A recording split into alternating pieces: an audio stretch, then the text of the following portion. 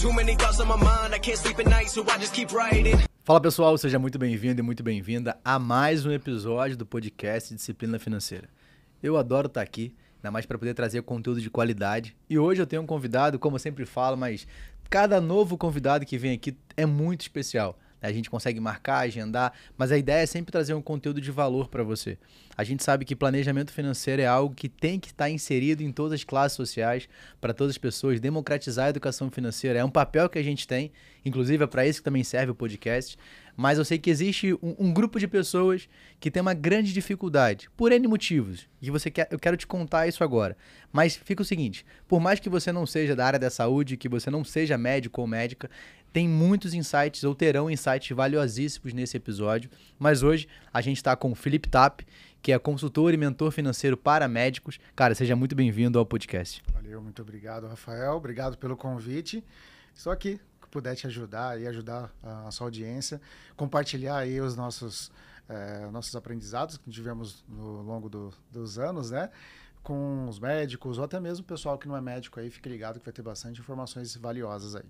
E pra gente já começar, Tapp, a gente sempre, quando traz qualquer convidado aqui, a gente tem um cuidado de entender quem é o convidado, né? Quem é o Tapp, da onde que o Tapp veio, o que o Tapp faz, do que ele se alimenta, né? Então é uma brincadeira que a gente tem, mas a ideia é que seria você contasse pra galera que tá assistindo a gente quem é Felipe Tapp. Cara, eu gosto de carne, eu me alimento com carne.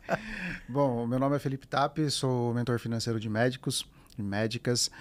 Eu digo que eu sou um ex-endividado que aprendeu a lidar com o dinheiro, dominar o dinheiro e hoje se torna-se um investidor profissional.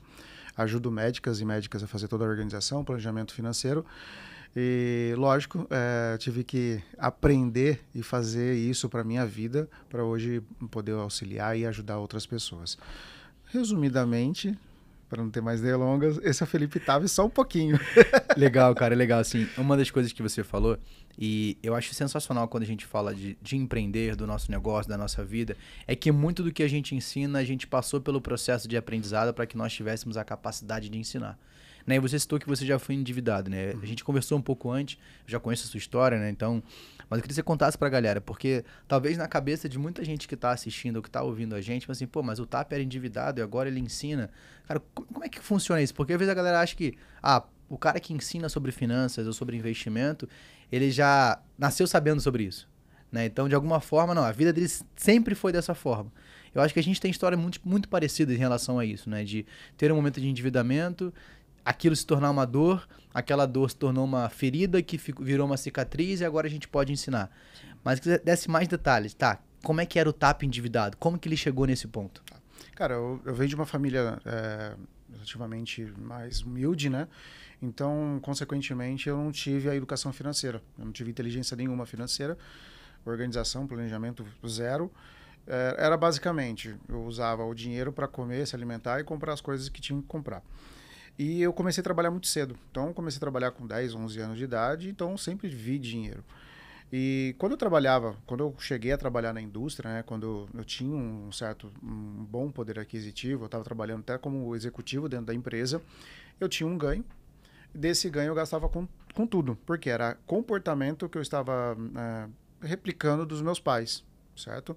Então, o Felipe Tapp, ele vem trazendo o quê? Ele vem trazendo, replicando o padrão do meu pai, da minha mãe, até mesmo do meu irmão, da minha família, né? Não só deles, mas aí vem dos avós, a gente fala de psicologia financeira aqui, vem de lá de trás, replicando para a minha vida. Então, eu sabia lidar com dinheiro, sim, mas dos outros. Porque a faculdade, a forma que foram ensinada ali dentro de um estudo, era para fazer o negócio da outra pessoa girar, e não o seu dinheiro.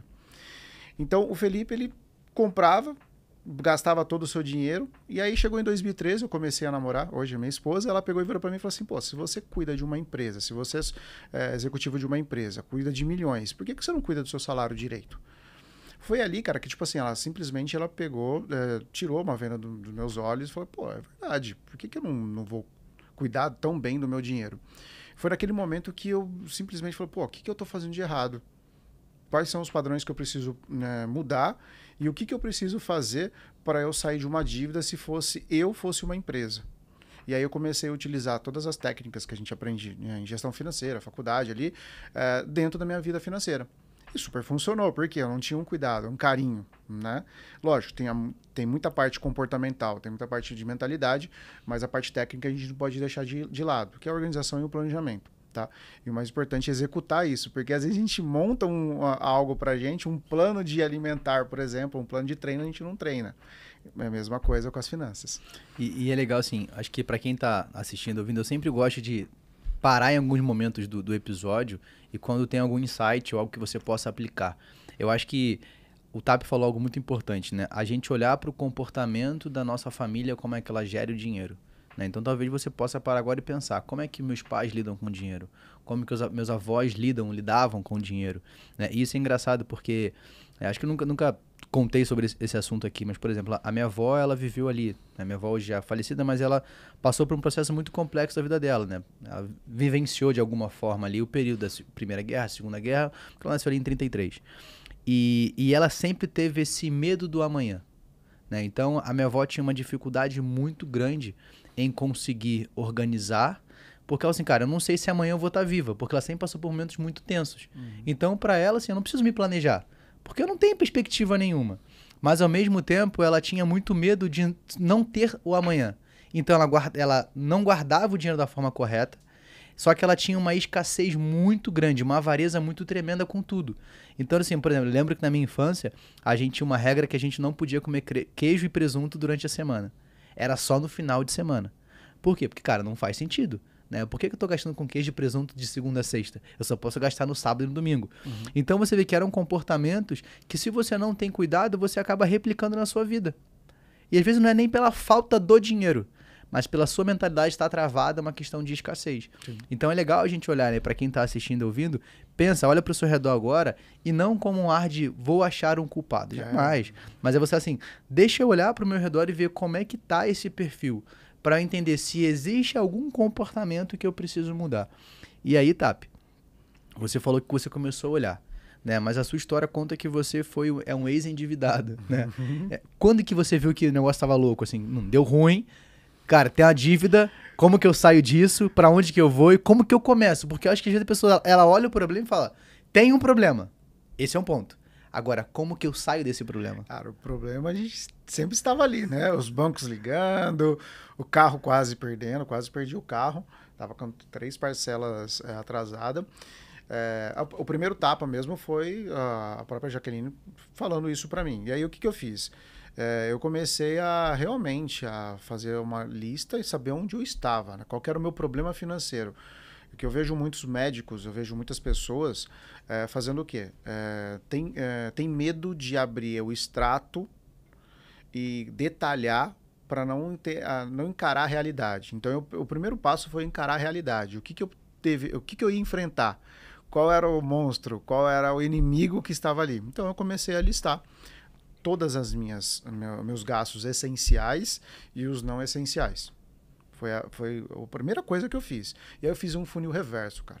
E eu gosto muito de fazer isso em qualquer planejamento financeiro. Eu começo a jogar isso até dezembro e começo a olhar qual comportamento que eu tenho que ter de dezembro até o dia de hoje para eu ficar positivo lá em dezembro. Porque a minha meta, o meu endividamento era de 60 mil reais naquele momento. Eu não ia conseguir resolver um problema de um dia para o outro. Eu sabia disso. Tinha consciência. Mas qual era o bom comportamento que eu teria que ter, quais são as despesas que eu teria que eliminar, quais baladas, na época eu estava mais solteiro, ou às vezes a gente saía, quais restaurantes que a gente não poderia ir, o que eu teria que cortar mesmo que não faria sentido naquele momento para eu ficar positivo lá atrás, lá na frente. E aí não ficou, mesmo fazendo todos os cortes.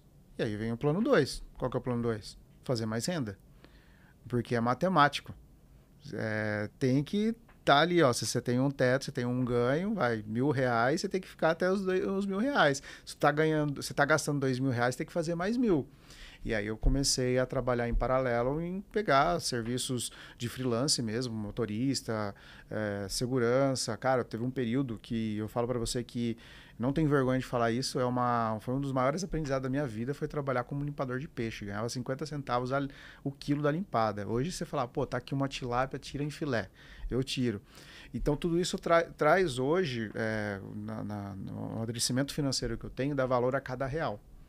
Então, foi essa estratégia que eu utilizei momentaneamente para eu quitar as minhas dívidas, porque toda a renda extra eu jogava para dentro do meu orçamento para quitar a dívida.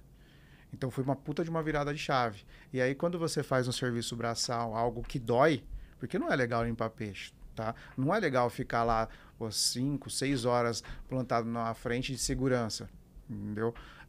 Para quem já estava trabalhando dentro de uma indústria, para quem tinha trabalho de administrativo, acaba sendo meio diferente, né?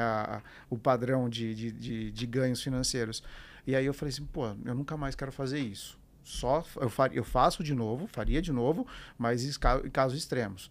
O que eu preciso fazer? O que eu preciso reprogramar para ganhar mais dinheiro e não me endividar mais? Foi esse ponto que eu comecei a trabalhar. Eu acho que um ponto para a gente tentar trazer para a galera que está assistindo, né? E eu sempre vou repetir essa frase porque eu vejo muitos ensinamentos quando o TAP fala, porque o primeiro ponto é você olhar para o problema. Não adianta você querer entrar numa guerra se você não sabe que ferramentas você vai utilizar. Você vai ser esmagado. Então você precisa ver e preparar as estratégias. Então você viu que você tinha uma dívida. Agora, quais são os comportamentos e estratégias que eu vou levar? A primeira coisa, deixa eu olhar para o meu orçamento e verificar o que eu posso diminuir. Só que você vai chegar a um ponto que você não tem mais para onde diminuir. E isso é uma coisa que as pessoas têm dificuldade. Cara, a gente quando fala de planejamento financeiro, eu não estou falando de você viver uma vida miserável. Mas é você entender qual é o seu gasto essencial. Verificado isso, ainda existe uma demanda para que você possa pagar aquela dívida. E aí não é problema algum você procurar uma nova fonte de renda. E talvez hoje a gente vive num mundo onde você tem diversas informações, que você sim tem diversas oportunidades, você precisa entender para onde que você vai atacar. Porque isso faz parte da sua estratégia. O que não pode é você olhar para o problema, você identificar que, não tem saída. Você liga o Netflix. Vai dar ruim. Então, o primeiro ponto é coragem para encarar o problema que você causou. Isso tem um nome, né? Chama-se autorresponsabilidade, cara. Quando você coloca a autorresponsabilidade na tua vida, acabou. Eu acho que foi essa... pegando a palavra-chave no momento que eu olhei ali o meu desafio, eu tinha que colocar a responsabilidade em tudo que eu fiz. Que aquele problema que eu estava foi eu que coloquei. Eu me coloquei ali. Não foi nenhum governo, não foi a empresa que era... Não era ninguém, cara. Era simplesmente o Felipe. E quando eu tive responsabilidade, eu fui lá e saí do problema, do caos. E aí, Tapi, você olhou lá, você tinha uma dívida de 60 mil, você começou a gerar renda extra para que você possa fazer, né? E aí são dois caminhos bem simples, entre aspas, né? Você diminui despesa, e aumenta a receita. Ou você faz um, ou você faz outro, ou no melhor dos mundos você pode fazer os dois ao mesmo tempo, que foi o seu caso, que não foi apenas porque você quis, era uma necessidade, você tinha que fazer. E a partir de que momento você falou assim, caramba, tá dando resultado, eu tô conseguindo eliminar essa dívida, até a hora de falar assim, acabei. Cara, demorou 1 ano para ter o resultado efetivo, que é pagar todas as contas. É aquilo, o resultado no primeiro mês. Se você tem um planejamento, se você tem os números planilhados, olha lá, pô, você tá entrando no mês, sei lá, você estava com 60 mil de dívida, com 61 mil, você fez coisa errada, você gastou R$1.000 a mais. Agora, se você for para 59, na minha cabeça, no primeiro mês foi assim, só falta mais 59 meses. Por quê? Naquele momento, eu conseguia pagar R$1.000 do meu problema por mês. Então, daqui 59 meses eu termino esse problema. Só que não é bem assim. Conforme você vai se desenvolvendo, você vai buscando a causa, você vai ganhando mais, você vai buscando outros recursos, você vai trabalhando de uma outra maneira, né? Se for falar do médico, vai buscando mais plantões. E foi isso que eu fui pegando, né, fazendo essa pegada, eliminando algumas parcelas que eu tinha, e todas as parcelas que eu tinha eu jogava para a dívida principal. E aí eu fui acompanhando a dívida diminuir mês a mês. Então, no primeiro mês eu já tive resultado. 60 mil para 59. Só que aquela visão, só vou conseguir daqui 60 meses, 59 meses.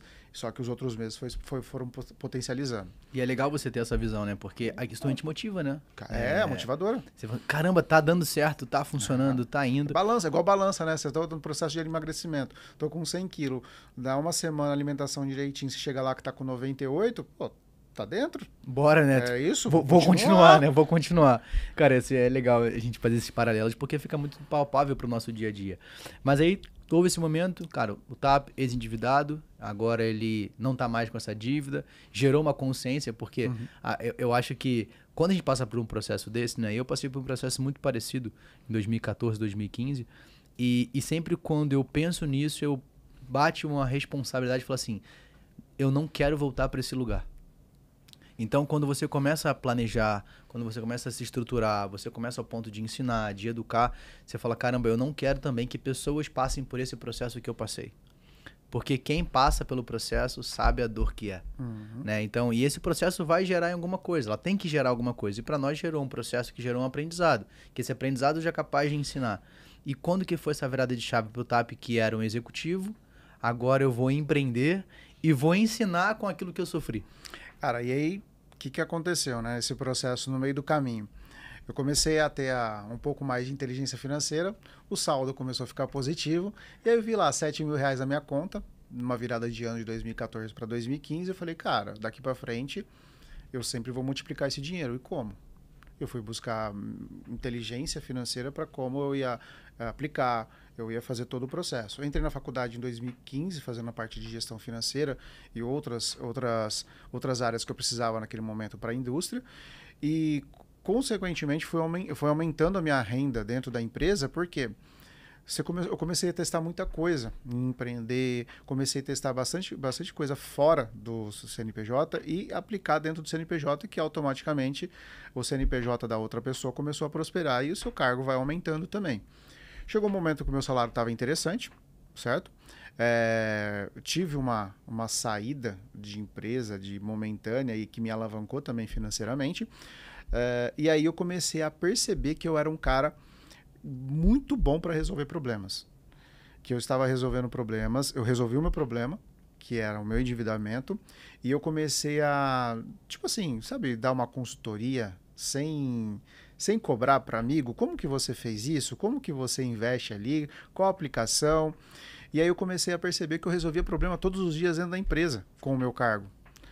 E aí deu o start, né? Pô, 2018. Pô, tá aí, você é consultor financeiro. 2015, perdão. Quando eu estava fazendo a prova da faculdade lá de gestão. Desci a escada, gabaritei a prova. Falei, você é consultor, o que eu preciso? Comecei a buscar um monte de informações na internet, o nosso Google, né? O que eu preciso para ser consultor financeiro, e comecei a direcionar os meus estudos para aquilo. 2015 mesmo eu consegui pegar um cliente, testei esse cliente 1 ano, e a promessa futura é, se você tiver resultado, você me paga. E aí eu percebi que ele teve resultado, ele me pagou, mas eu precisava ter mais estudos. Foi essa virada, falei assim, pô, eu consigo monetizar o meu conhecimento, a minha habilidade. Então foi muita questão de você se perceber também. Qual é a sua habilidade? O que você faz hoje? O que você mais faz no dia a dia? Eu resolvo problema. Me traz um problema aí que eu tento trazer uma solução. E aí fui buscar mais conhecimento. Em 2018 eu decidi. Quando eu casei, né, depois que eu resolvi todos os estudos, a questão financeira também do casamento, que é alta, aí em 2018 eu falei assim, voltando da lua de mel, eu começo a fazer uma consultoria paralelo com o CLT. E lá já estava trabalhando, estava rodando a empresa direitinho que eu estava trabalhando. Aí eu peguei uma consultoria na segunda. Da consultoria da segunda, me indicou para terça, uma outra pessoa para terça-feira. Da de terça me indicou para quarta, da quarta indicou para quinta e da de quinta me indicou para sexta. Então a minha semana trabalhando 1 hora por dia estava dando o mesmo salário no CLT. Eu falei, hora de fazer a virada de chave. Então isso foi construído assim, e foi fluindo. Foi fluindo e eu consegui entender que, pô, eu não faz mais parte, eu não posso ficar mais travado dentro de uma indústria só ajudando 300 pessoas. Eu tenho lá fora milhares de pessoas que estão me esperando. E aí foi aí que eu pedi a demissão para trabalhar como consultor financeiro na época para empreendedores em 2019. Eu pedi demissão em março de 2019, cara. E é legal a gente ter alguns marcos na nossa história, né? Isso é legal. E, cara, eu me lembro como se fosse, cara, hoje, assim, né? O dia que eu decidi empreender, eu já fui na faculdade de engenharia, eu lembro que eu estava numa aula de gestão financeira, e foi curioso porque o professor era o reitor da faculdade, né? E eu lembro exatamente, cara, dele sentado na cadeira dele ali, explicando pra gente como é que você fazia uma estrutura de planejamento ou de fluxo de caixa para uma grande indústria, para uma grande empresa, né? Você conciliar ali o extrato, você olhar para o financeiro, você pegar a contabilidade, para ver a questão tributária. E eu lembro que na faculdade que eu estudava, do outro lado da rua, a gente tinha um complexo, assim, tinham restaurantes, bares e tal. Então a gente, quando saía da faculdade, a galera sempre ia pra lá pra poder ter a resenha e tal. E, cara, eu era meio louco, né? Então, assim, quando eu ia pra essa resenha, eu ficava pensando assim, mano, quantas empresas tem aqui? Aí você vê, 1, 2, 3, 5, 6. Por será que esses caras têm um fluxo de caixa como o professor ensinou pra gente? E eu fiquei com isso na cabeça. E nessa aula eu falei pra ele assim, professor, peguei um exemplo, né? O seu Manuel ali do bar.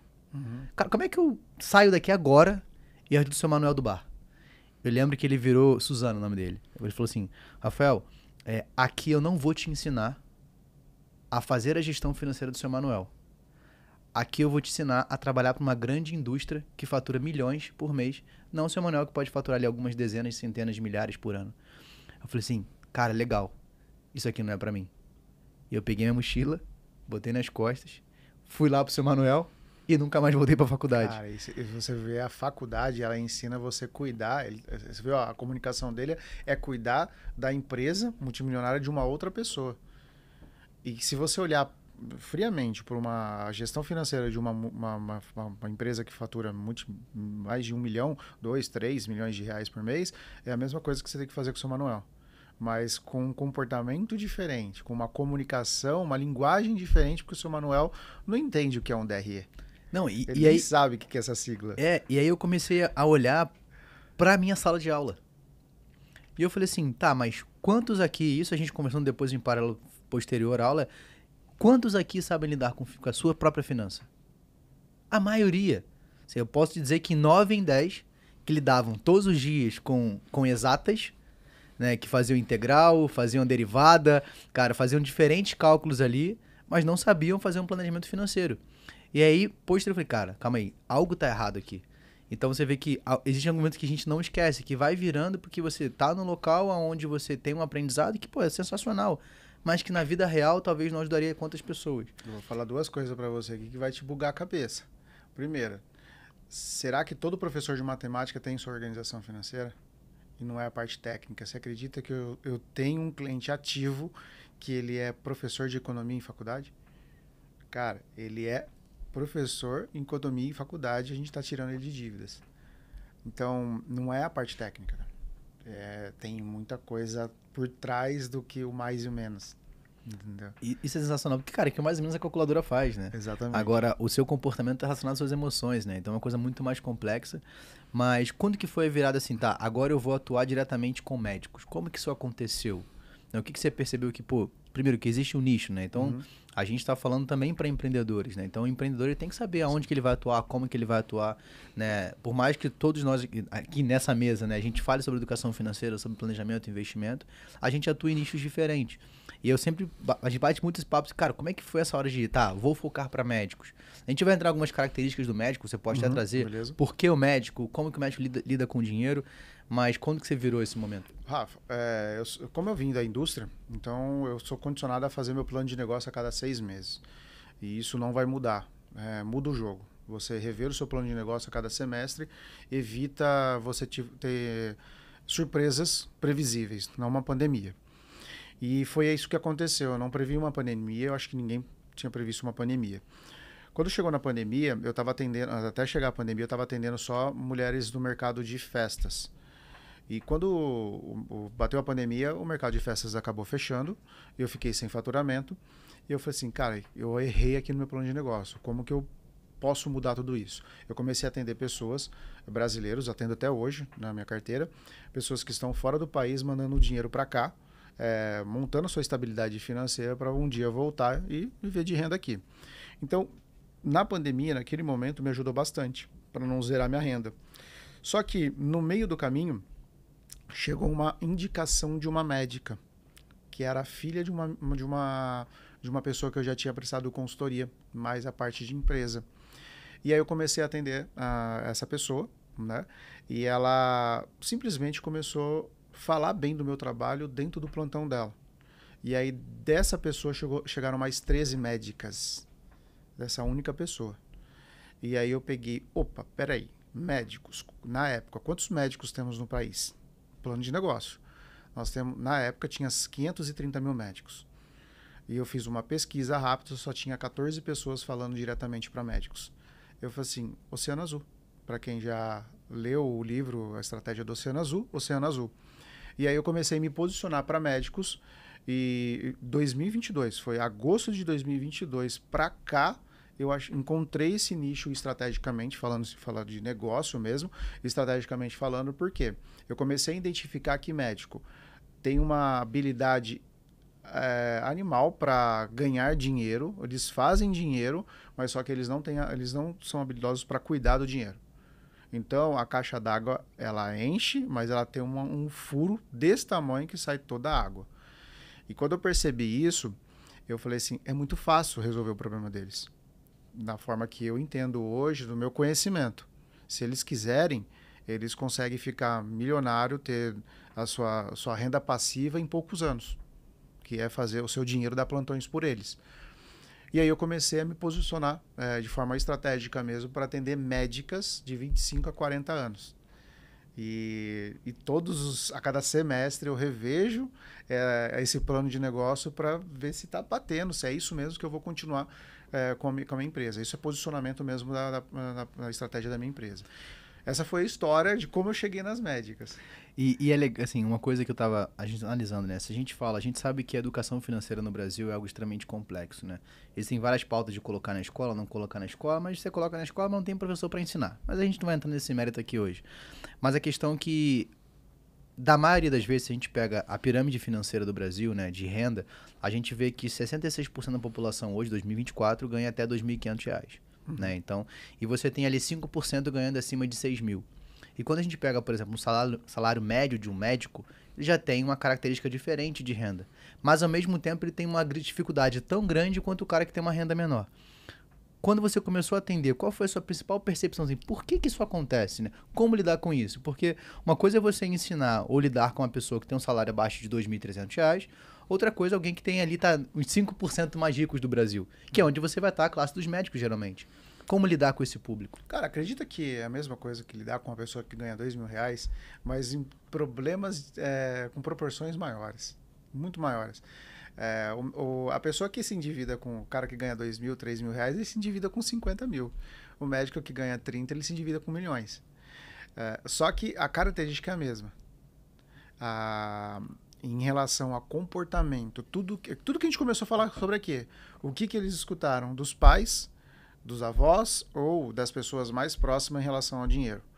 E o médico ele tem um problema, que isso eu acredito que sejam todos os médicos passam por isso por conta da faculdade, tá? Existe um momento de escassez que eles passam, a maioria passam, quando eles estão na faculdade de medicina por 6 anos, 5, 6 anos ali. Porque é um momento que eles têm que estudar bastante. A maioria não tem renda, porque tem médicos que sim, tem uma base familiar, que tem dinheiro, mas uma boa parte dos médicos que eu atendo hoje, ou 80% dos médicos vieram de FIES, ou até mesmo lutaram ali para pagar a faculdade fazendo alguma coisa paralela. Então eles entram numa escassez financeira, eles não têm recurso para nada, e na primeira semana, e é isso, Rafael. Você pega aqui uma pessoa que tem um CRM fresco, que eu chamo. Acabou de pegar o seu CRM, em um mês ele faz R$ 30 mil se ele quiser. Em um mês. Eu tenho casos de clientes de 23, 24 anos, 25 anos, que são clientes ativos, que no primeiro mês fizeram 25, 30 mil reais. E aí quando você vê uma grana dessa pingando na tua conta, o que você vai fazer? É consequência, né, uma coisa mais comportamental mesmo, é questão de alimentar toda aquela escassez que houve nos 6 anos. Então, vou comprar roupa, vou trocar isso, vou comprar um celular, vou comprar um carro, vou financiar, porque é só eu trabalhar. É só eu fazer e agora vem o dinheiro. E aí que mora o problema. Porque é muito uma compensação, né? Meio que ele foi reprimido financeiramente durante 6 anos. Isso é o maior problema. Então ele precisa agora eu preciso viver financeiramente o que eu não tive naquele período. De 6 anos. E aí também vem muito aquela, tipo, cara, agora eu sou médico. Agora eu sou médica. Agora eu tenho esse... Que se torna um status. Cara, a gente sabe... Não tem nem como a gente tentar nomear aqui ou colocar pontos do quão importante é a profissão de um médico. Muito. Então, mas a gente pensar que essa como a gente usou a palavra de escassez, né? Mas quanto eles foram reprimidos ao longo desse ano por um objetivo, né? Então, assim, talvez a frustração naqueles 6 anos de não conseguir comprar o que queria, ou sair para onde quer, ou fazer a viagem que foi, ele quer compensar. Mas o quanto essa compensação pode ser custosa. Porque a gente sabe, né? A gente fala de... Quando você pega a pirâmide pegar a curva de gasto ali, ou de ganho, né? Então, a gente sabe que a gente tem ali um ciclo de vida financeiro, aonde eu tenho um período ali mais ou menos de 25, 30 anos para acumulação de patrimônio. Né? A gente sabe que um dos fatores para que eu possa acumular patrimônio é meu tempo. Só que o tempo também precisa de um outro fator, que é o dinheiro. Agora, se a minha receita ela tá aumentando, legal. Mas o meu tempo ele vai chegar uma hora que ele vai diminuir, porque eu tenho um padrão, um tempo de vida ali para todos nós, né? Então, a gente pega o homem, por exemplo, são 78 anos em média, a mulher 82. É mais ou menos a média hoje. Então, você pega que você vai ter ali dos 30, 35 até os 65 anos de idade para você acumular patrimônio, depois você vai querer desacelerar. Né? O que a gente chama de aposentadoria. Natural. Então, você tem um tempo predeterminado para que você possa acumular aquele patrimônio. E se você perde um bom tempo ali, né, talvez gastando com o que você não deveria, isso acaba atrapalhando a sua construção. E acho que isso acontece muito com os médicos. Sim, os médicos eles precisam saber que toda vez que ele compra um produto, um passivo, né, que isso não vai gerar uma renda futura para ele, ele simplesmente está acrescentando mais uma hora de trabalho, ou ele está tirando a liberdade que ele poderia ter há alguns anos. E para o médico tem um problema de tempo ainda, além dos 6 anos de faculdade, tem muitos médicos que vão para o caminho da residência, que são mais 4 anos. Então se tornam 9 anos para 10 anos de estudo, né? Então quando você vai para a residência, hoje, no dia que nós gravamos aqui, é um auxílio que o governo dá de R$4.000. Mas se o cara acabou de sair da faculdade, ele vai lá e compra uma casa, compra um carro, aumenta o padrão de vida, e um ano depois ele vai para a residência, como que ele vai sustentar tudo aquilo por R$4.000? E a residência, você entra 5 horas da manhã e sai 7, 8 horas da noite. E quando tem um médico meu, fala assim, quando troca o plantonista, o chefe, ele vira e fala assim, vamos fazer uma cirurgia agora, residente, vem. Então o cara pega a cirurgia às 7, 8 horas da noite e sai meia-noite. Só que o cara tá lá desde as 5 da manhã. Entendeu? E o residente precisa fazer isso. Eles trabalham muito. R$4.000. Como que ele vai bancar aquilo? E aí, quando não, o residente vai lá e coloca uma sub, que é mais 2 anos. Então, nós estamos falando aqui mais ou menos de 12 anos de estudo. Então, esse tempo de acumular patrimônio, ele diminuiu demais.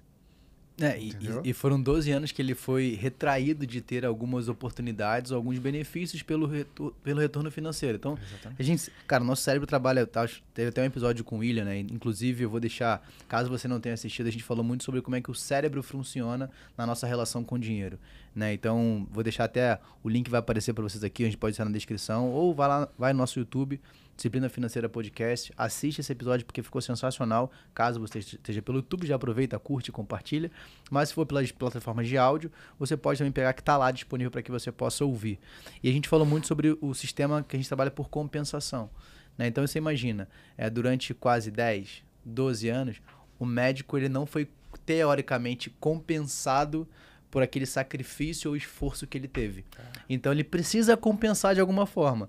E como é que naturalmente você compensa esse tempo reprimido que ele teve agora que ele tem um salário maior? Ele vai querer compensar 12 anos em algumas compras. Exatamente. E isso daí é uma luta diária. É uma luta diária que ele precisa começar a observar que aquelas escolhas de estudo foi um desejo dele, que ele não pode descontar agora nas entradas financeiras dele. Porque senão ele vai entrar em dívida. Cara, o que eu sempre falo para os médicos, principalmente para os CRMs iniciais agora, os frescos que eu acabo chamando. Falei, gente, tu tá ganhando 20 mil, guarda 20%. Começa a guardar 20%. Porque isso vai fazer todo sentido para você lá na frente. Não gasta tudo. Pô, você mora com o pai, tem muito médico que eu atendo que mora com o pai, que é pessoas novas mesmo, 23, 24 anos, gasta só 50% do que você está ganhando, ajuda seus pais, o restante você guarda. Você vai conseguir fazer sua residência de boa, vai sobrar dinheiro E ainda se você quiser montar um consultório, porque depois da residência você é especialista e você pode montar o seu negócio próprio e ir para a parte do empreendedorismo, tu tem dinheiro para abrir um negócio próprio. Então, a estratégia, né, quando você tem a inteligência financeira, uma pessoa te orientando, a pessoa acaba mudando, né, o médico acaba mudando o seu comportamento. Ele não faz o quê? O ciclo vicioso. O ciclo vicioso é: saio da faculdade, começo a dar meus plantões, me endivido, compro BMW, compro um carro, uma casa de luxo, aí tem que pagar fiéis, não dá para entrar na residência e muitas pessoas ficam sem ser especialistas por conta desse ciclo até os seus 60 anos, ganhando R$100 na porta de hospital. Então, só para a gente entender, existe a dificuldade de ela conseguir fazer uma residência, porque uma residência ela vai ter que ficar mais 4 anos ali estudando, ganhando um salário teoricamente baixo, a níveis da importância da profissão, mas faz parte do processo. Só que ela não faz porque ela já criou uma dívida que ela precisa. Na verdade, ela criou um padrão de vida do qual ela vai precisar arrumar plantões paralelos para compensar. E aí, muitas vezes, principalmente na R1 e R2, que é o primeiro e segundo ano de residência, você não consegue colocar... fica até insuportável para eles colocarem um plantão a mais, porque eles já estão em excesso de estudo dentro da própria hospital. Que a residência, basicamente, para quem não é médico, né, eles tem uma ajuda de custo do governo, uns R$4.000 aproximadamente, para você ficar na parte prática daquilo que você quer se especializar por tantas horas na semana. Então, vou ser cirurgião plástico. Cara, tu vai passar por todos os setores lá, ajudando, fazendo cirurgia, fazendo a parte de cirurgia plástica, para você ficar perita naquilo, por 4 anos. É na prática, porque a teoria tu já tem, entendeu?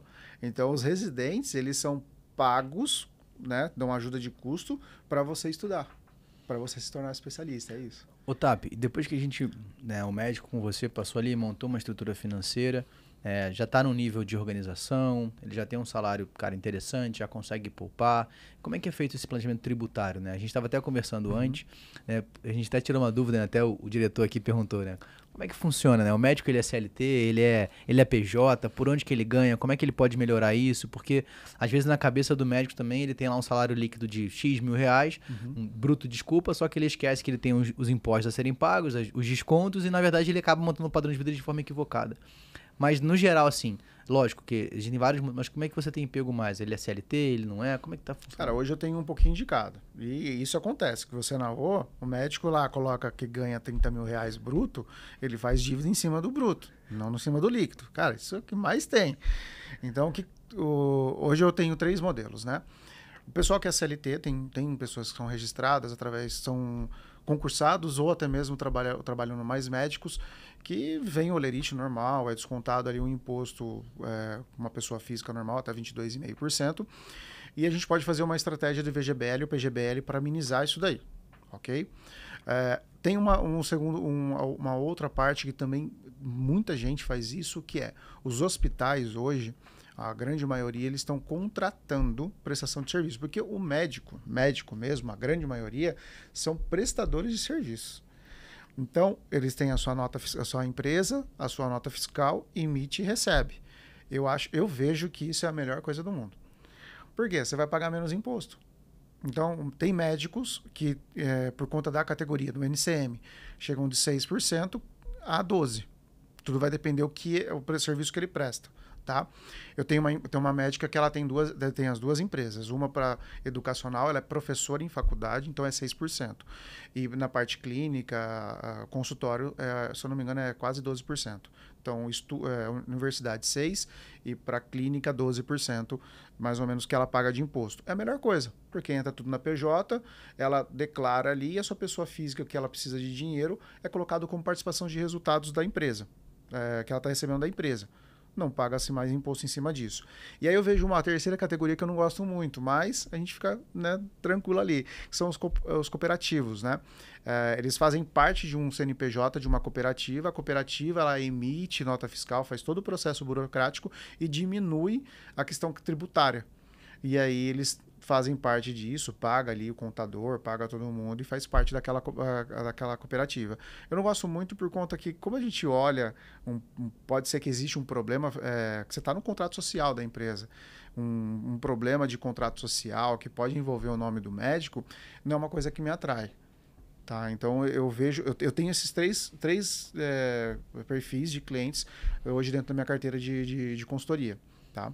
O melhor é o cara que ganha com certeza ali na sua empresa, ali, seu CNPJ, com certeza.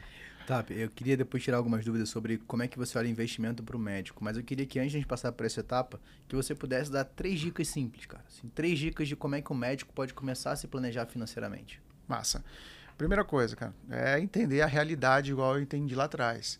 Com quem que você vai estar brigando. Então, mesmo que seja de uma forma simples, no Excel simples, não faz no papel que, papel você vai perder. Coloca ali no Excel, abre o Excel simples, digita lá tudo que você precisa pagar e salva isso, tá? Porque às vezes você vai lembrando e você vai acrescentando. Ou pega o seu extrato, tudo que você tem para pagar e vai digitando os nomes, os valores e depois você vai colocar o valor da sua receita, quanto que vai estar entrando. E você olha, o que você tem para pagar, está sobrando quanto ou está faltando quanto. Se estiver faltando quanto, algum valor, já manda mensagem lá no grupo de plantão, que eu já sei que você tem, e pega mais plantões para minimizar o problema. Né? Pega mais plantões aí. E aí você vai fazer o quê? Para você não ficar com esse problema, com essa dívida daquele mês, tu faz o plantão, mas o próximo mês, no mês seguinte, você vai fazer o quê? Tu vai olhar tudo que você está gastando e você vai cortar o que não é o essencial. O que é supérfluo ali, que vai tirar a sua paz, o seu sono, porque você vai ter que trabalhar, vai lá e vai cortando. Depois disso, você vai replicando isso até o final de dezembro, até o último dia do ano corrente. Cara, isso vai facilitar a tua vida. E você vai ver qual é o poder de fazer sobrar o dinheiro todos os meses. Organizou, planejou, lindo, maravilhoso. Começou a sobrar dinheiro, aí vem o quê? Mais e mais planejamentos. Você pode planejar isso para uma viagem, colocar uma parte desse dinheiro para investimentos, uma parte para aquisição de um veículo, de um bem. A gente pode ter, mas dentro de um planejamento. Tem pessoas que falam, não, você não pode ter seu carro próprio, não, você não pode comprar sua casa. Cara, todo mundo pode comprar sua casa, ter seu carro próprio, se couber dentro do seu orçamento e tiver um plano por trás. Então eu vejo que a forma simples de qualquer pessoa, não só médico e médica, é fazer esses 2 passos. Que é fazer a organização, um planejamento e começar a olhar, o terceiro passo é começar a olhar mais futuro. Porque muitas vezes as pessoas pegam, começam a só escrever e falam assim, o que eu faço com esses números? Começa a projetar o seu futuro. Começa a olhar, se você continuar replicando o mesmo comportamento que você está hoje, no dia de hoje que você assiste esse vídeo, como que vai estar o seu dezembro? Como que vai estar daqui 1 ano, 2 anos? Se a sua resposta é, cara, vou estar pior, então começa a arrumar. Tá aqui, ó, na tua cara que você precisa arrumar. E faça sobrar pelo menos 10% da sua renda. Para quem está muito endividado, quem está muito na corda. Quem não está, aliviou 20%, melhor ainda. Eu sempre falo, né, em casa lá, eu já compartilhei isso com o Rafa, a gente tem uma meta de gastar no máximo 60% daquilo que nós ganhamos. Pô, Felipe, então 40% vai para onde? Vai para investimentos. Porque eu tenho um objetivo a curto prazo, de ter a minha liberdade financeira o quanto antes. Depois que eu tiver a minha liberdade financeira, que está contado aí para 2 anos, cara, daí eu posso comprar qualquer outra coisa. Porque já está pagando as minhas contas, eu não vou parar de trabalhar. É isso que o médico não entende. Quando você chega na sua aposentadoria, na sua liberdade, você não vai parar de dar plantões. Você não vai parar de trabalhar. Você vai simplesmente pegar aquele ganho e vai ter mais flexibilidade e facilidade para você comprar as coisas que você realmente deseja. Então, o momento de restrição é uma coisa momentânea, né? Aquela restrição momentânea para uma causa maior lá na frente. E se você pega, né, que o médico ficou ali 10, 12 anos já tendo uma restrição muito maior, e agora a gente está nem te pedindo para ter uma restrição tão grande. Não. Você só vai pagar seu padrão de vida e você vai separar uma parte do seu valor para que você possa se aposentar mais tranquilamente. E aí, pegando nesse ponto, né, a gente sabe que talvez é uma das maiores preocupações, né, do médico ou de forma geral nossa é o processo de aposentadoria. Porque Modigliani fala que no ciclo de vida financeira, uma hora a força do nosso braço ela não vai ser mais suficiente para gerar a mesma capacidade de riqueza. Uhum. Isso vai acontecer para todos nós. Só que nesse momento eu vou ter a minha renda caindo e meu padrão de vida ele pode até estar aumentando. Né? Então, como é que o médico pode se preparar para esse momento? Cara, com certeza o primeiro passo é poupar. Depois que o médico poupou, pega essa verba e precisa ter uma estratégia de investimentos. Se você não tem conhecimento, vai buscar no mercado, vai buscar consultores, mentores financeiros, assim como o Rafa, eu, para te auxiliar e te ensinar para que você não fique aí recebendo recomendações do gerente do banco que vai te colocar em investimentos que são furadas. E aí você vai fazer uma carteira diversificada dentro do seu padrão, do seu perfil de investidor. Então existem 3, o conservador, o moderado e o cara mais arrojado. Você vai entender qual que é o seu perfil e você vai montar uma boa carteira de investimento para performar e ganhar mais do que inflação ou até ter mais ganhos reais em cima disso. Feito isso, fazer o efeito dos juros compostos, trabalhar no teu lugar por alguns anos, né? Que é uma construção. Às vezes as pessoas falam assim, vou colocar R$1.000, vai virar 2. Cara, não, peraí, calma aí. Isso daí não é pirâmide, não, né?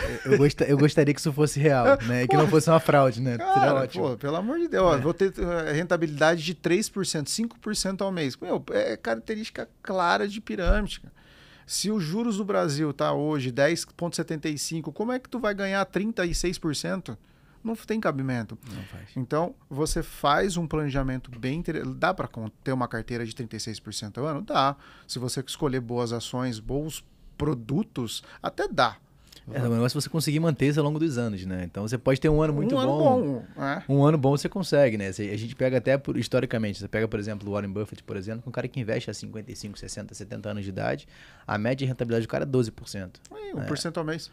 Cara, então para você ver, pegando esse ponto de investimento é legal, né? Você que quer aprender a investir, ou você quer que tenha alguém para te acompanhar nos seus investimentos, caso você tenha um patrimônio acima de 300 mil, a gente tem aqui que é patrocinador do nosso podcast, do nosso canal, que é Ticker Wealth, né? Onde você tem ali um grupo de assessores que podem te ajudar nesse processo, você tem um consultor individual, inclusive, se você clicar nesse link que está aqui diretamente do WhatsApp, você pode ter o Rafael imediato como seu consultor. Que privilégio, que maravilha. Tô brincando, mas a ideia brincando, mas é verdade, né? Mas a Wealth é justamente para aquela pessoa que ela precisa, ela tem um patrimônio, ela quer investir, cara, mas ela não tem tempo.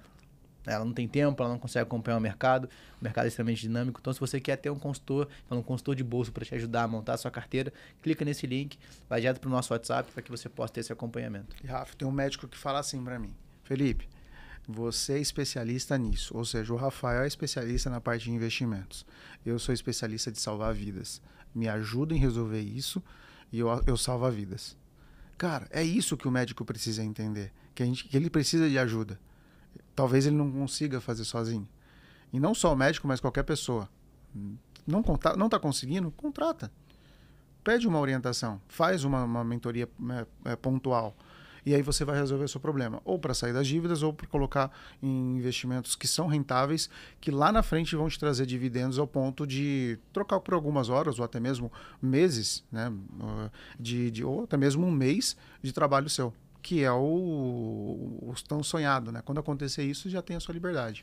E Tapi, acho que agora um recado que serve para todos, né? Quando você tem uma doença, você vai no médico, né? Você precisa melhorar a sua saúde, sua alimentação, você vai no nutricionista. Você quer melhorar o seu físico, você vai no personal. E por que quando você tem um problema financeiro, você não procura algum especialista? As pessoas acabam procrastinando muito suas decisões financeiras. E você procrastinar suas decisões financeiras faz com que você demore ainda mais a alcançar aquilo que você almeja e deseja, né? Então você mesmo está prolongando o alcance dos seus objetivos. Então você acaba convivendo com o problema porque talvez você não tenha coragem e talvez até a humildade de falar assim, eu não sei fazer isso. Posso fazer um apelo? Um apelo mesmo. Gente, procure antes de dar o problema. Fica mais fácil para nós e principalmente para vocês. Porque quando deu problema, você está lá com uma dívida, às vezes médicos, né, chegam 500 mil, 300 mil, R$1 milhão, eu já peguei casos assim, para o paciente nosso, que é o médico, se torna muito sacrificante. Se você chegar antes de acontecer isso, vai ser muito mais tranquilo, suave para você e para nós, né? Não vai rolar tanto estresse. Então, vem antes, começou a dar a primeira dor de barriga, a gente não vai lá no médico para pegar o dipirona? É isso, cara, você vem para a gente te dar o dipirona, para que você tenha uma ação antes de você chegar no endividamento que pode causar ser milionário, né, por causa do volume financeiro que nós estamos falando aqui de um médico que ganha. Para uma pessoa que ganha 2, 3, 5 mil reais, a mesma linha de raciocínio. O seu problema também vai ser maior até, tipo, por não conseguir fazer tanta renda, da onde você vai tirar para pagar aquele problema de 50, 100 mil reais? Então vem logo. Não deixa rolar um ano não, que é problema. Eu sempre falo isso, galera. Cara, essa é uma coisa que eu aprendi na minha vida e deixo como mensagem sempre quando eu posto para meus alunos, para quem está assistindo, não procrastine nas decisões financeiras que você já sabe que você tem que tomar. Ponto. E Tap, eu acho que todo médico, né, ele tem aquele paciente que deu problema. Né? Aquele paciente que, cara, foi um caso difícil, a cirurgia que era para ser 2 foi 16 horas, o cara tá desesperado ali. Conta pra gente, assim, um caso que você... Esse caso aqui foi punk, né? O que você já viveu, o que você tá vivendo, qual foi o desafio que você enfrentou e, lógico, né? Qual foi a solução que você teve que passar pra esse aluno? Cara, eu acho que... vou falar um desafio que foi bom, tá? E a gente conseguiu pagar a nossa consultoria em segunda sessão. Esse foi, eu acho que, o meu maior marco. Eu tô com ele há quase 2 anos já, esse médico. Ele tinha uma dívida de quase 600 mil reais, perdão. 600 mil reais. Só que era o valor da dívida final, pagando juros. E ele não tinha percepção disso. Ele só pagava 6 mil reais por mês ali na prestação. E aí eu falei assim, quanto custa pra gente pagar esse valor à vista? Qual é o valor para pagar à vista? E ele pegou e passou para mim. Cara, daria mais ou menos uns 280 mil reais naquela época. Eu falei assim, que bem que você tem? Ele falou assim, pô, tem uma caminhonete no valor. Eu falei assim, vamos vender ela? Eu falei assim, não, minha caminhonete eu não vendo. Eu falei, tá bom, então vamos refinanciar, porque ela tá paga. Eu falei assim, vamos refinanciar. O que a gente fez? A gente refinanciou a caminhonete por conta dos juros do momento. A caminhonete ficou com juros ali, no final ficaria 350 mil. Por quê? Foi pouco juros. Porque eu peguei uma parcela de 6K, mantive a parcela de 6K, porque ele continuava pagando, só que de 60 meses para mais, eu joguei para 36 meses. Então eu reduzi o tempo de pagamento que já está quase terminando. E aí ele foi lá, quitou o banco, saiu de uma dívida final de 600 mil reais, por causa dos juros estava absurdo, 4% ao mês, mais ou menos, e nós jogamos uns juros a 1,89, 1,79, isso há 2 anos atrás. Cara, isso foi tipo uma vitória. E manobras fáceis, vamos dizer assim, para acontecer. A mais difícil durou 1 ano e esse casal de médico acabou renovando agora. Tem um momento da vida da pessoa que, por mais que a gente faça boas escolhas, parece que eu até brinco com a pessoa, pô, a gente tem que ir na igreja, fazer um passe, fazer qualquer coisa do seu pilar espiritual, porque tá dando tudo errado, pô. E a gente tinha montado um plano perfeito para sobrar 5 mil reais no casal médico, mas aí eles são de Manaus, aí uma cai, se machuca, precisa de ficar uns dias sem plantão, daí a dívida aumenta, porque a dívida não espera. Aí tinha casamento logo em seguida, que eles assumiram 70 mil reais para pagar em casamento sem ter o dinheiro e tinha que pagar à vista se não tinha o casamento. Aí envolve muita emoção, vai, 1 ano para acertar tudo. Vai fazer refinanciamento, vai pegar dinheiro emprestado. Depois fala assim, ó, acabou. Daqui para frente já profetiza aí pro seu universo, da que vocês acreditam que não vai ter mais problema daqui para frente. Isso era o meio do ano passado. E realmente, graças a Deus, eles se comportaram. E o que a gente fez? Pegou todo o dinheiro que estava sobrando e pagou dívida. Não fazia sentido investir. Então, em 6 meses, todo aquele problema, eles começaram a fazer plantão. Ele é médico da Marinha. Ela é médica nos hospitais de Manaus e ele começou a fazer plantão fora da Marinha. E aí ele começou a trazer mais recurso, ela trazer mais recurso para a gente eliminar todas as dívidas que eles acabaram causando ali naquele período. Esse foi mais, sabe, puta, vamos logo, gente, vamos, sabe, que eu queria que desse certo, mas por conta de pequenos imprevistos de saúde, ou até mesmo, cara, tipo, sei lá, tipo, o carro quebrou, pô, mas não era para quebrar o carro agora, sabe? Mas mesmo com imprevisto, que a gente sabe que imprevistos são previstos. A gente só não sabe quando vai acontecer e quanto vai custar. Mas se você tem um plano, se torna mais fácil você passar por eles. Mais fácil. Acho que esse é o ponto, sim, né? Então, sim. cara, a gente que ensina, a gente tem um anseio ali gigantesco de, mano, vai ter que resolver, vambora. A gente fica feliz pra caramba quando acontece, mas a gente sabe que essas coisas vão acontecer. Cara, os percalços do caminho não tem jeito, pô. É legal quando a pessoa fala assim, puta, eu vou fazer meu primeiro aporte. Tem uma Tem uma médica aqui de São Paulo mesmo, ela chorou no seu primeiro aporte, cara. Ela falou assim, você não sabe o quanto isso para mim vale, por conta do histórico da minha família. E, cara, nós estamos falando de aporte de R$3.000, não era um valor alto, entendeu? Ela chorou e ela falou assim, eu vou ser seu orgulho. Você vai ver só, esse ano eu vou guardar tanto. E você receber essas mensagens, você receber esses... às vezes eu coloco uns prints lá nos meus stories, não tem preço. Não tem preço que paga, cara. Porque você está fazendo uma mudança comportamental, primeiramente, na cabeça do médico, para que ele prospere. E ele percebeu que não é só ganhar dinheiro. Ele tem que mudar toda a sistemática da casa dele, da vida dele, para que ele tenha dinheiro. E é bom a gente falar sobre isso, porque talvez quando a gente chega num podcast como esse, né, a galera sempre fala assim, não, a gente vai falar sempre sobre dinheiro, dinheiro, dinheiro. A gente entender que o recurso ele é uma ferramenta para algo, né? Então, quando você fala que uma médica, ela teve uma emoção relacionada a um aporte, não é sobre a quantia financeira que ela reservou para aquele momento. Exatamente. Mas ela soube perceber que durante muitos anos, ou até mesmo algumas gerações, ninguém foi capaz de romper aquela barreira. Exatamente. Que hoje ela conseguiu romper. Então, isso significa que a próxima geração que virá depois dela vai ser muito mais inteligente financeiramente do que a passada.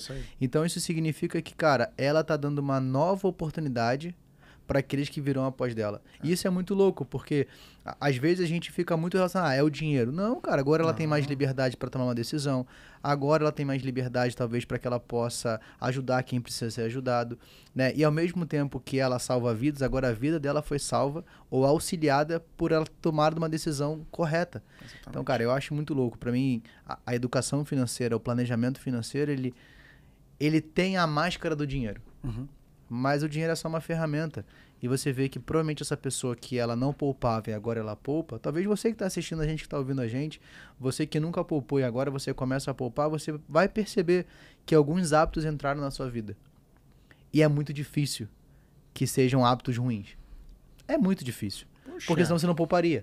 Então você vê que houve uma mudança comportamental que vai afetar as pessoas ao seu redor.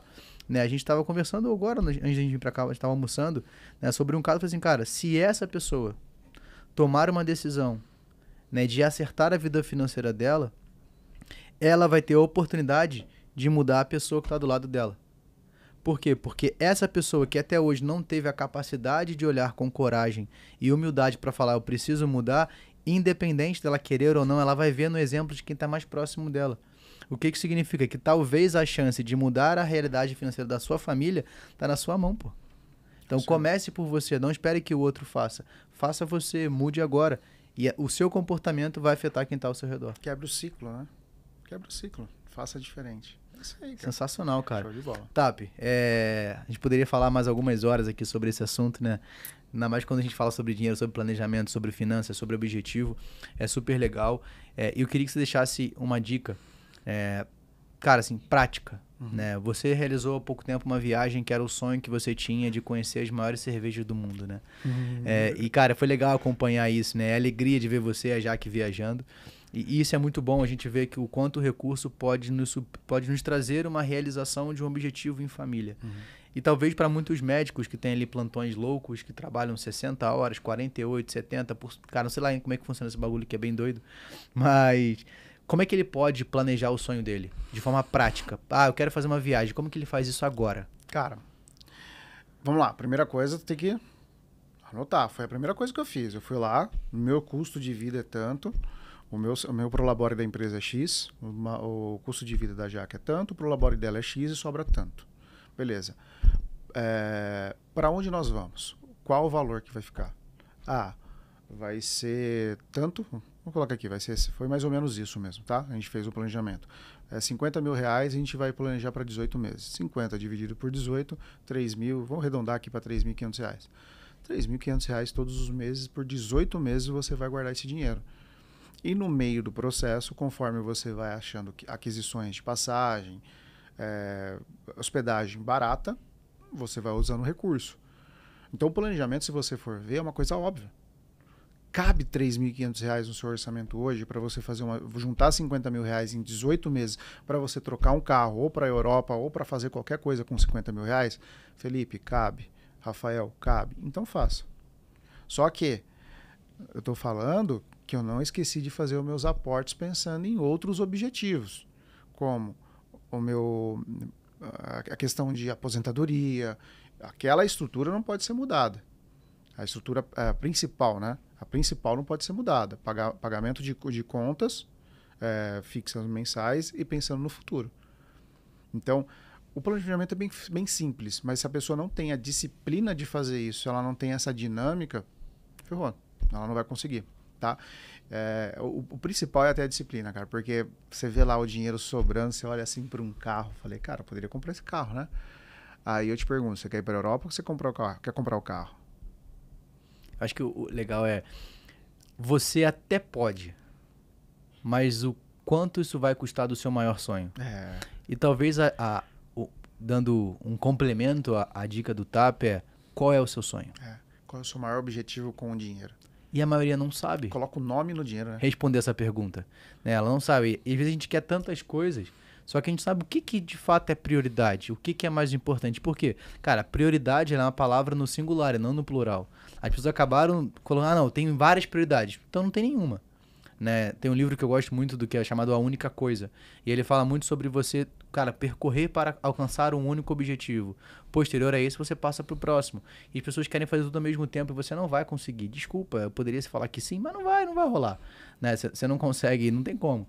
Tem até um ditado popular, não vou falar ele aqui, mas existe um ditado que fala assim, tá fazendo as duas coisas ao mesmo tempo, né? Então, cara, é importante que você tenha objetivo. TAP, eu sempre, quando a gente traz um convidado aqui, ele tem duas coisas que ele precisa fazer, né? Além de bater um papo com a gente, né? Que você já passou, mas deixar um recado final para os médicos, né? Que é a área de nicho que você atua, e indicação de um livro. Porém, não vale Psicologia Financeira, não vale Pequeno Príncipe e não vale Pai Rico, Pai Pobre. Que ótimo. Tá? Esses 3 não valem, porque todo mundo indica esse livro. Eu vou deixar uma lista aqui antes. Cara, pode ser um livro que não precisa ser sobre finanças. Tá bom. Tá? Então, põe o seu livro que você está lendo agora, um livro que mudou a sua vida. Cara, fica à vontade, a câmera é sua. Vamos lá, o primeiro livro vou falar do livro primeiro.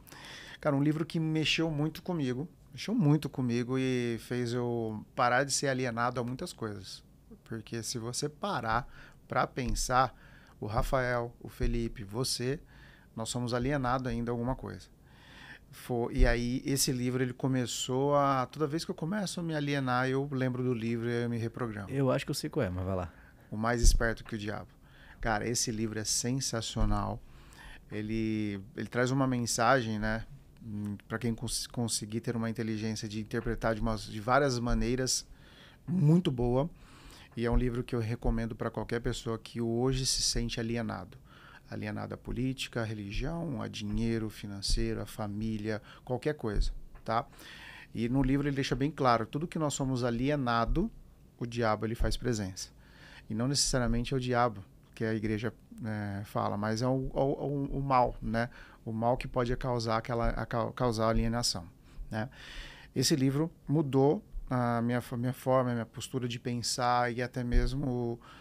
sou mais receptivo às informações e pensar de várias maneiras para chegar à minha conclusão, para eu tentar ser menos alienado possível. É impossível a gente não ser alienado a algo, tá? É impossível. E a minha mensagem, como eu fui um ex-gordinho, né? Vamos dizer assim, eu mais gordinho ainda, eu tinha 130 quilos, eu coloquei uma frase no meu Instagram, eu sempre coloco, que é o exercício diário, a organização financeira é um exercício diário. E por que eu falo isso? Porque para eu emagrecer quase 30 quilos aí, teve um momento que eu cheguei a emagrecer 40 quilos, foi com exercício diário. E para eu sair das dívidas, concorda comigo que foi um exercício diário? E para você sair das dívidas, para você ter uma organização financeira, você precisa ter esse exercício diário. Anotar os gastos, ou fazer uma sistemática que isso fique fácil para você, em algum momento, sábado, sexta-feira, preencher isso. Você vai ter que ter exercício. Então, a organização financeira é um exercício diário. E se você colocar isso, enraizar isso na tua vida financeira, dificilmente você vai ter dívidas novamente. Dificilmente, se você se exercitar, você volta a engordar da forma que eu era. Entendeu? E uma outra coisa, deixando diretamente para você médico, para você médica. O diferencial do médico no século XXI é a inteligência financeira. Vai ser a inteligência financeira. Então, quer ser diferente? Quer ter uma vida mais próspera, que a medicina pode trazer? tem inteligência financeira. Sensacional. Galera, Tap, como é que o pessoal te acha nas redes sociais? @FelipeTap. Só seguir lá. Qualquer rede social vai estar com esse nome. Então, beleza. Vou deixar o link aqui também para que você possa seguir já o @ do Tap aí. Cara, queria te agradecer por esse tempo de você estar aqui com a gente, acompanhando esse conteúdo que é sensacional. Como a gente sempre fala, né? Isso aqui também é um trabalho, cara. A gente é muito bom, né? O Tap veio de longe para estar aqui com a gente. A gente fecha a nossa agenda para que de fato a gente possa trazer um conteúdo de qualidade para você. Então eu só vou te pedir algumas coisas, né? A primeira é que você curta, caso você esteja tanto na plataforma de áudio ou se você estiver no YouTube também, curte, comenta e, é claro, compartilha, né? Se você conhece o médico ou a médica, cara, esse episódio é sensacional para que você possa enviar. Lembrando que talvez essa pessoa foi o médico ou a médica que te ajudou em algum problema da sua vida. Então agora é a hora de você retribuir. Compartilha, porque você talvez esteja ajudando a ele a construir um futuro melhor. Então é isso. Nos vemos no nosso próximo episódio. Até a próxima. Valeu. Fui.